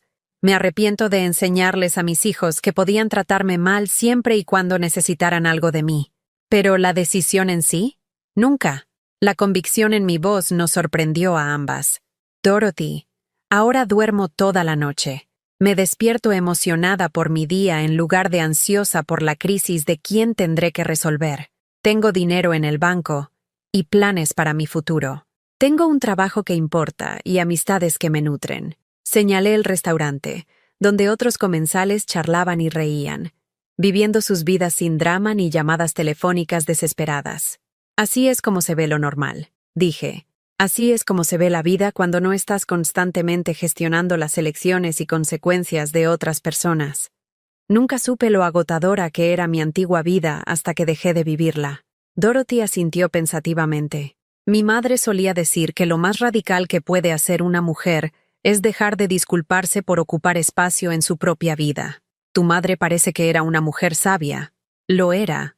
Le habría gustado la nueva tú. La nueva yo. Todavía me estaba acostumbrando a ese concepto, pero estaba empezando a entender lo que significaba. La nueva yo hablaba cuando algo me molestaba en lugar de sufrir en silencio. La nueva yo hacía planes basados en lo que yo quería hacer en lugar de lo que otras personas necesitaban que hiciera. La nueva yo compraba cosas hermosas para sí misma y las usaba sin culpa. La nueva yo había aprendido la diferencia entre ser egoísta y tener un yo. Esa noche, mientras miraba mis fotografías de Irlanda, me detuve en la foto que Ruth me había tomado en aquella ladera. La mujer de esa foto parecía libre, no solo libre de obligación y culpa, sino libre de convertirse en quien estaba destinada a ser. A los 73 años, finalmente estaba conociendo a Margarita del Río por primera vez, y me gustaba mucho. Un año después, estaba en mi patio trasero en una fresca mañana de octubre, con una taza de café en la mano, observando el arce que había estado dejando caer sus hojas como confeti dorado en mi césped. El árbol había estado aquí cuando me mudé hace 40 años, un joven retoño que había crecido junto a mi familia. Ahora era maduro, fuerte, con raíces lo suficientemente profundas como para resistir cualquier tormenta. Entendí el sentimiento. Mi teléfono vibró con un mensaje de texto de Jessica. Abuela Margarita, conseguí la beca. Beca completa para la escuela de veterinaria en Cornell. Gracias por creer en mí lo suficiente como para hacerme ganármela yo misma. Sonreí, recordando el día que me había llamado Abuela Margarita por primera vez. No porque necesitara algo, sino porque se había dado cuenta de que éramos familia en el sentido más verdadero, conectados por el afecto y el respeto en lugar de por la obligación y la culpa. El programa de becas que había establecido había crecido más allá de lo que había imaginado. 3 estudiantes este año, todos ganándose su camino a través del mérito y la determinación. Jessica era una de ellas, pero nunca sabría que el programa existía por su culpa. Así era como debía ser. Mi calendario para el día estaba lleno, pero lleno de la manera que me hacía enérgica en lugar de agotada. Turno matutino en el hospital, almuerzo con Dorothy y su club de lectura. Me habían invitado a unirme después de escuchar sobre mis fotografías de Irlanda. Tarde en el centro comunitario, enseñando fotografía básica a personas mayores que querían documentar sus propias aventuras. Llamada telefónica vespertina con Ruth, que actualmente estaba de gira por Nueva Zelanda y me enviaba fotos diarias de paisajes que me hacían doler el corazón con la pasión por viajar. A los 74 años, tenía una lista de espera de lugares que quería visitar, habilidades que quería aprender, personas que quería conocer. La mujer que una vez midió su valía por cuánto podía dar, ahora la medía por cuánto podía experimentar, crear y llegar a ser. El turno matutino en el hospital trajo una nueva paciente a nuestro programa de visitantes, la señora Zamora, la vecina de 89 años que una vez envidié por su espíritu independiente. Se había caído y se había roto la cadera, y sus hijos vivían al otro lado del país. Cuando entré en su habitación, su rostro se iluminó con el reconocimiento. Margarita, no puedo creer que seas tú. Cuando dijeron que un voluntario vendría, nunca imaginé que sería mi vecina. Pasamos una hora hablando de nuestra calle, de nuestros recuerdos compartidos al ver cómo el vecindario cambiaba a lo largo de las décadas. Me contó sobre el jardín de su difunto esposo, cómo había aprendido a cuidarlo ella misma después de su muerte, lo satisfactorio que era nutrir algo hermoso. ¿Sabes?, dijo mientras me preparaba para irme. Solía sentir lástima por ti. Todos esos años viendo a tus hijos tratarte como una cuenta bancaria en lugar de como una madre. Quería decir algo, pero no era mi lugar. Me sorprendió su franqueza, pero no me ofendió. ¿Qué te detuvo? Supuse que tendrías que llegar a esa conclusión por ti misma, y me alegra que lo hayas hecho. Te ves... Hizo una pausa, buscando la palabra correcta. Te ves a ti misma ahora, no como alguien que intenta ganarse el derecho a existir. Ganarse el derecho a existir. La frase me golpeó con una fuerza inesperada. Eso es exactamente lo que había estado haciendo durante décadas, justificando constantemente mi lugar en la vida de mis hijos a través de contribuciones financieras, creyendo que mi valía estaba ligada a mi utilidad.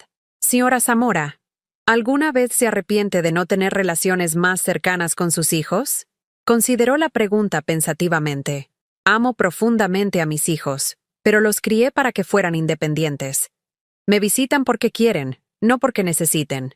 Cuando llaman, es para compartir sus vidas conmigo, no para resolver sus problemas. ¿Me gustaría verlos más a menudo? Por supuesto, pero prefiero la relación que tenemos, honesta y voluntaria, que la que solías tener tú con los tuyos. Sus palabras me acompañaron durante todo el día, durante el almuerzo con el club de lectura donde discutimos una novela sobre una mujer que recupera su vida después del divorcio, durante la clase de fotografía donde el señor Kim nos mostró su primer retrato exitoso de su nieta. El secreto, explicó a la clase, fue dejar de intentar controlar cómo se veía y simplemente capturar quién era. Otra metáfora que tocaba demasiado de cerca. ¿Cuántos años había pasado tratando de controlar cómo aparecían mis hijos? Exitosos, felices, bien provistos. En lugar de aceptar lo que realmente eran, ¿cuánta de su disfunción había facilitado al rescatarlos constantemente de las consecuencias de sus elecciones? Esa noche, mientras revisaba las fotos de Irlanda que había estado organizando en álbumes, me encontré mirando la foto que Ruth me había tomado en aquella ladera. La mujer de la foto era una extraña para la mujer que había sido 2 años antes, pero era exactamente en quien estaba destinada a convertirme. Sonó mi teléfono. Un número desconocido. ¿Aló? ¿Mamá? La voz era tentativa, desconocida a pesar de ser una que había conocido durante 43 años. Soy Miguel. Mi primer instinto fue colgar. Había pasado más de 1 año desde el caso judicial. Más tiempo desde que habíamos tenido algún contacto significativo, pero algo en su tono, vulnerabilidad en lugar de exigencia, me hizo permanecer en la línea. Hola, Miguel. Yo quería llamar y se detuvo. Comenzó de nuevo. Lisa y yo nos estamos divorciando. Esperé. La vieja Margarita habría ofrecido inmediatamente simpatía, dinero, soluciones. La nueva Margarita simplemente escuchó. Me dejó por su entrenador personal. Se llevó la mitad de todo, incluida la casa que nos ayudaste a comprar. Estoy viviendo en un estudio y apenas puedo permitírmelo. Aún así, esperé. Sé que probablemente no quieres saber de mí después de todo lo que pasó, pero no sabía a quién más llamar. Tengo miedo, mamá. No sé cómo hacer esto solo. El dolor en su voz era real, crudo, pero también lo era la suposición de que su crisis constituía mi emergencia. Lamento que estés pasando por esto, Miguel, dije con cuidado. El divorcio es doloroso, especialmente cuando hay traición involucrada. Esperaba que pudiéramos hablar. Tal vez reunirnos para un café o algo así. Sé que la regué con lo del juicio, pero soy tu hijo, y necesito... ¿Qué necesitas, Miguel? Necesito que me devuelvas a mi mamá. Las palabras flotaban en el aire entre nosotros. ¿Parte de mí? La parte que había sido condicionada por décadas de programación materna, quería correr a su ayuda, arreglar sus problemas, ser la red de seguridad a la que se había acostumbrado a tener, pero había aprendido a distinguir entre ser necesario y ser utilizado. Miguel, estoy dispuesta a tomar un café contigo, pero necesitamos ser claros sobre lo que eso significa. No voy a proporcionar apoyo financiero. No voy a resolver tus problemas. No voy a rescatarte de las consecuencias de las elecciones que hiciste como adulto, pero soy tu hijo. Eres mi hijo, y te quiero, pero también eres un hombre de 43 años que necesita aprender a manejar sus propias crisis. Si quieres tener una relación conmigo basada en el respeto mutuo y el afecto genuino, estoy abierta a eso. Si quieres restaurar la antigua dinámica donde yo doy y tú recibes, entonces esta conversación termina aquí. El silencio se extendió lo suficiente como para que me preguntara si había colgado. No sé cómo hacer esto, dijo finalmente. ¿Hacer qué? Tener una relación contigo que no se trate de dinero o ayuda, o arreglar cosas. No sé cómo simplemente ser tu hijo. La honestidad en su admisión abrió algo en mi pecho. No la vieja culpa y obligación, sino algo más suave. Compasión por el hombre a quien, sin querer, había impedido aprender a ser autosuficiente. Entonces tal vez sea hora de que aprendas, dije suavemente. Tal vez sea hora de que ambos aprendamos cómo es una relación saludable entre nosotros. Acordamos reunirnos la semana siguiente. Sin agenda, sin expectativas más allá de dos personas tratando de averiguar cómo ser familia sin los viejos patrones de dependencia y complacencia. Después de colgar, me senté en mi sala. Realmente la miré. El espacio reflejaba en quién me había convertido. Cómoda pero no excesiva. Hermosa pero no ostentosa. Organizada en torno a mis intereses y necesidades en lugar de a las expectativas de otras personas. Las fotografías de Irlanda hablaban de aventura y crecimiento. Los libros en mi mesa de centro reflejaban mi curiosidad por temas que nunca había tenido tiempo de explorar cuando estaba administrando las vidas de todos los demás. Así es como se veía la paz. Así es como se sentía una vida vivida para ti misma. ¿Aprendería Miguel a tener una relación genuina conmigo? ¿Entendería alguno de mis hijos alguna vez lo que me habían hecho pasar? ¿Alguna vez tendríamos el tipo de conexión familiar con la que había soñado durante tantos años? No lo sabía, pero finalmente había aprendido que mi felicidad no podía depender de las elecciones de otras personas. No podía controlar si mis hijos aprenderían a valorarme por quién era en lugar de por lo que podía proporcionar. Solo podía controlar mis propias respuestas, mis propios límites, mis propias decisiones sobre cómo pasar los años que me quedaban, y estaba eligiendo pasarlos bien. Caminé a mi recámara y abrí el cajón donde guardaba mis posesiones más preciadas. El pasaporte con sellos de Irlanda, el premio de reconocimiento de voluntariado del hospital, la primera fotografía que había tomado que capturaba algo hermoso, la carta de Jessica agradeciéndome por enseñarle que el amor no requería autosacrificio, la evidencia de una vida recuperada, la evidencia de una mujer que había aprendido la diferencia entre dar por amor y dar por miedo. A los 74, finalmente había aprendido la lección más importante de mi vida. No puedes amar bien a los demás hasta que aprendes a amarte a ti mismo primero. No puedes enseñar a la gente a respetarte si no te respetas a ti mismo. No puedes construir relaciones saludables sobre la base del autosacrificio poco saludable. A veces, lo más amoroso que puedes hacer es dejar de darle a la gente lo que quiere y empezar a darles lo que necesita, que a menudo es la oportunidad de aprender a cuidarse a sí mismos. Cerré el cajón y volví a mi sala, donde el arce era visible a través de la ventana. Mañana, iba a rastrillar las hojas que había desprendido, despejando el terreno para el nuevo crecimiento que vendría en primavera. El árbol no se veía disminuido por dejar ir lo que ya no necesitaba. Se estaba preparando para la siguiente fase de su vida. A los 74, me estaba preparando para la siguiente fase de la mía. Y por primera vez en mi vida adulta, no podía esperar a ver qué traería esa fase.